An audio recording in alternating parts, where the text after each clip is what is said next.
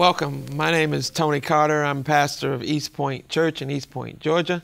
And I have the pleasure today to be joined on the front porch with my good friend, Vermon Pierre, who is the pastor of Roosevelt Community Church, located in the heart of Phoenix, Arizona. And Vermon, thanks for joining me, man, on the front porch. Good to be here, brother. Vermon, I am excited to talk with you today. I have a lot of respect for you and the work that God has called you to do. And why don't you share a little bit about yourself and your wife and your family and the work that God's called you to do at Roosevelt? Well, I'm originally from New Jersey, but found my way in Phoenix and had the opportunity to plant a church in downtown Phoenix, and we're fortunate. That's a diverse church, great leaders, great people. Been married for a couple years now, have 3 kids, love them all. It's been good. Yeah, okay. Now, I know your heart and your wife's heart for adoption. Yeah. And hold ministry of orphan care and adoption. Recently, you and I were together at Together for Adoption conference. We had a wonderful time of fellowship and being renewed in our commitments to orphan care and adoption and foster care and things. Share a little bit about your experience with adoption, your heart for, and your wife's heart for it. Well, it's something we're personally involved with. Our first 2 kids are adopted, 2 African-American kids from Las Vegas. Adopted them at 7 and 4. Really a great story of how the church came together to make that happen. We actually switched houses with the members of our churches so we could be able to adopt our kids sooner in the process. And yeah, it's something we talk a lot about and think a lot about, certainly as a family and as a church. And one of the things I really believe is that a robust understanding of the doctrine of adoption leads us to orphan care in general, care for the orphan, care for the child. I think it's one of the best ways to bring Reformed theology to the Black church. If we really understand what that doctrine is and what it means to set our love upon the least of these, and especially when we see the needs that are in our community.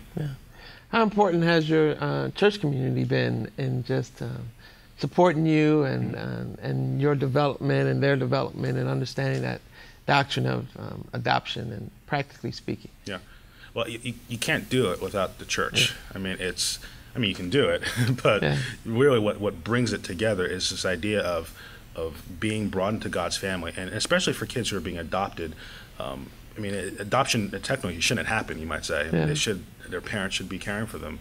But we step in to love them and to see that love from us and then from a church and to be part of a church. And honestly, I think this is why diverse churches really matter. You're looking at a child who's coming into an entirely different setting, but then to see them be part of something even broader and see a people of all sorts of different backgrounds and settings, but they're truly brothers and sisters in Christ. That matters. That sets sort of a theological background for the family that they're in. I know that matters certainly for our children and for the many other families in our church that are adopting or doing foster care in general. Really the broader sense is caring for the orphan. Orphans, right, orphan care. You mentioned multi-ethnic development and makeup Roosevelt Community Church.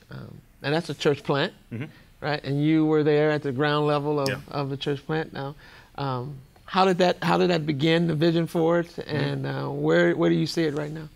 Yeah, it's an interesting question. I don't think you program these things. You can, but it doesn't quite come out the way it should. I think it's sort of character, kind of ethos that we wanted to have in the church, where when we talk about engaging all people, and to really then have a culture that actively goes and tries to reach and connect with the people that are around us, and to sort of build up from there. And I'm also constantly thinking of what are sort of different ways in which, no matter who the person is, whether their ethnicity or background, can sort of connect into the life of our church.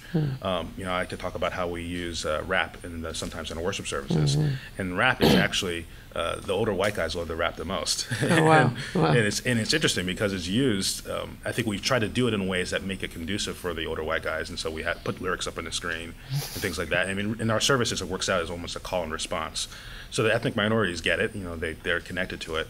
But the call and response nature of it and how we simplify it and make it easier for the older white members of our church to connect, it's like we've created a common place for them to meet. And so that's just one example I think over and over what we've tried to do in the life of our church is just emphasize the commonality that we have, just have that in the DNA of the church.